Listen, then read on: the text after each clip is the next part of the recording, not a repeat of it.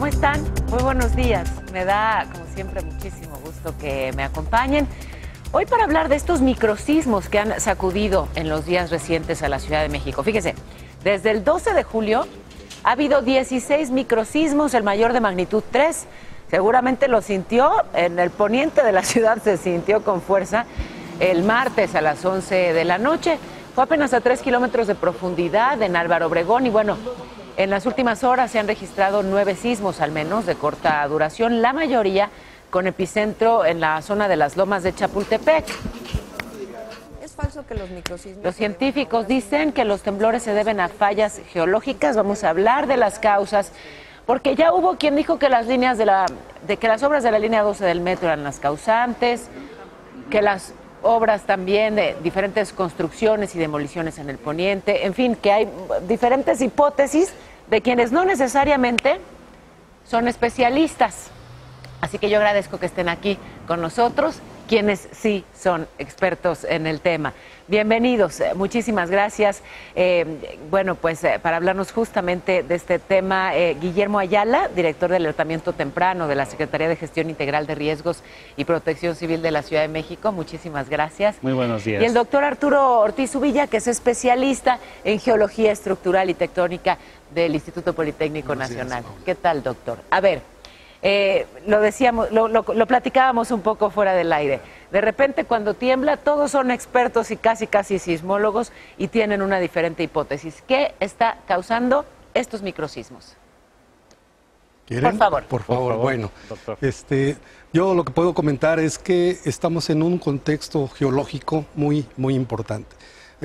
Creo que en función de los sismos fuertes que hemos sentido, pues todos sabemos que aquí tiembla y es la idea que ya se maneja de manera general. Todo el sur de México se mueve, ¿verdad?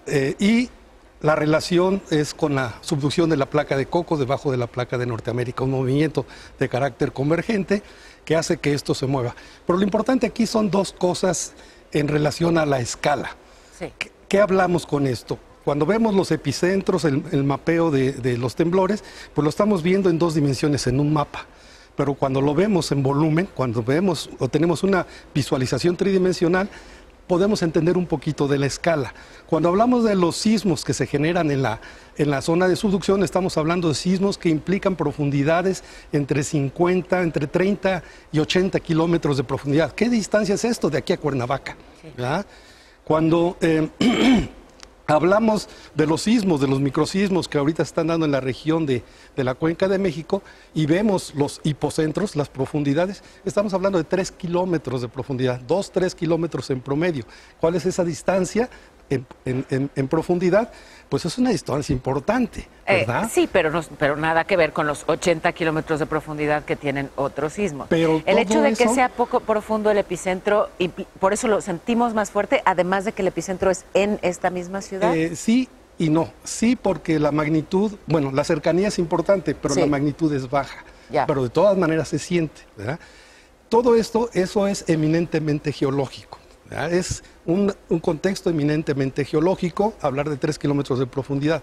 ¿Qué es lo que sucede en la superficie con la actividad antropogénica? Pues estamos hablando de profundidades 40, 50 metros. Sí. Eso es lo que las actividades que se desarrollan antropogénicamente en la superficie, ¿verdad? A ver, entonces, decir que estos microsismos son causados por, digamos, la obra humana... Es muy complicado. No, es muy poco probable por las profundidades a las que está dando estos hipocentros. Por lo tanto, es eminentemente geológico. Y otro aspecto importante que también tiene que ver con la escala, es la escala de tiempo. Decimos en nuestra vida cotidiana que no había temblado en 10 años, en 20 años, en 30 años, ¿verdad? Y en realidad, en la actualidad, en la zona que habitamos es una zona tectónicamente activa. ¿Desde cuándo? Desde hace más de 20 millones de años. Millones de años. Es una dimensión que nos cuesta un poquito trabajo comprenderla y relacionarla con la escala de vida humana, ¿verdad? Sí. Entonces, uno dice es que no temblaba, pero hace 100 años hubo sismos importantes, no exactamente en la Cuenca de México, pero sí en el elemento geológico que es el eje neovolcánico a la que pertenece la Cuenca de México. Tenemos dos sismos importantes, Acambay y Jalapa, a principios del siglo pasado. Fueron muy fuertes, 5, 6. Vaya, que esta zona es sísmica desde que tenemos registro. Así es. Y digamos, lo menciona así como para reforzar esta idea de que no necesariamente están, o no están pues vinculados a la acción humana. No necesariamente. No necesariamente, quiere decir que no lo descartan. Pero con una muy poca probabilidad. Digamos que deja ese breve espacio que siempre deja un científico. Pues ahí esa parte. ¿Qué me dice al respecto? Yo lo que te puedo comentar Sí. es que la Secretaría de Gestión Integral del Riesgo ha estado muy en contacto con el Instituto de Geofísica de la UNAM desde el día 12 para acá. Sí. De por sí trabajamos continuamente, vamos en el día a día trabajando muy de la mano. ¿Y qué han con encontrado Geofísica, juntos? con el CENAPRED. ¿Qué encontramos? Un poco lo que nos comenta el doctor. ¿Qué encontramos? Que la profundidad y lo que marcan los sismogramas tienen que ver con sismos muy cortos, verticales completamente, por eso el movimiento es hacia arriba y hacia abajo, en un cortísimo tiempo, con intensidad, por supuesto.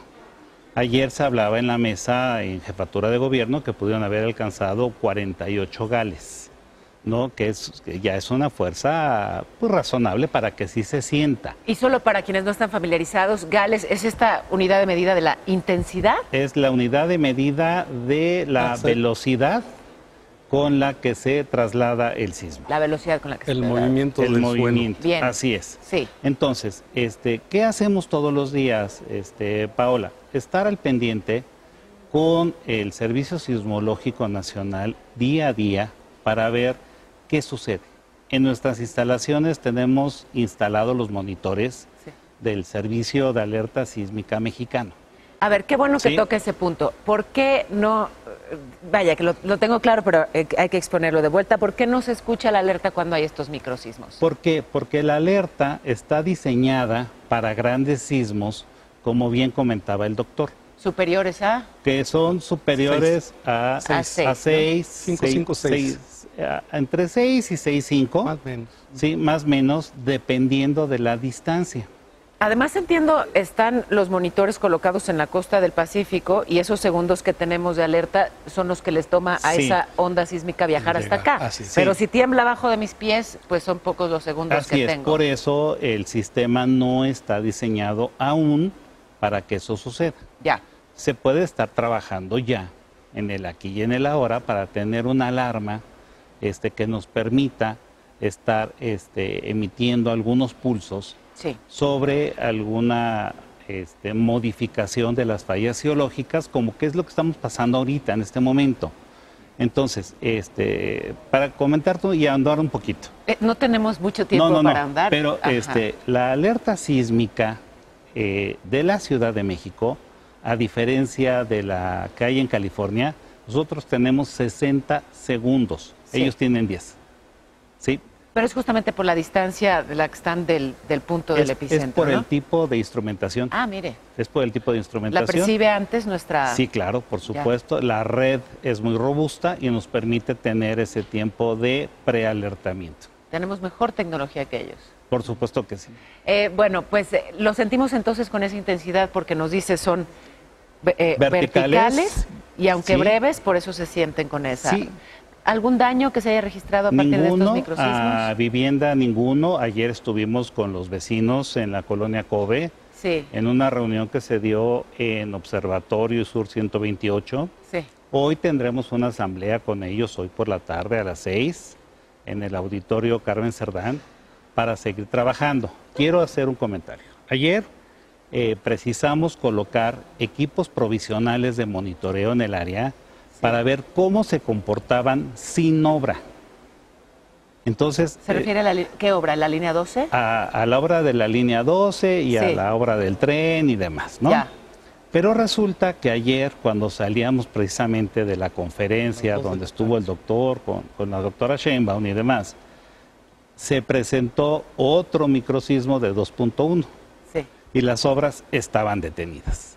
Entonces, el hecho de poner estos equipos de sismógrafos, de acelerógrafos, tiene que ver con identificar de dónde a dónde se puede estar aumentando la falla, desplazando la falla y qué medidas hemos de estar tomando. Ya.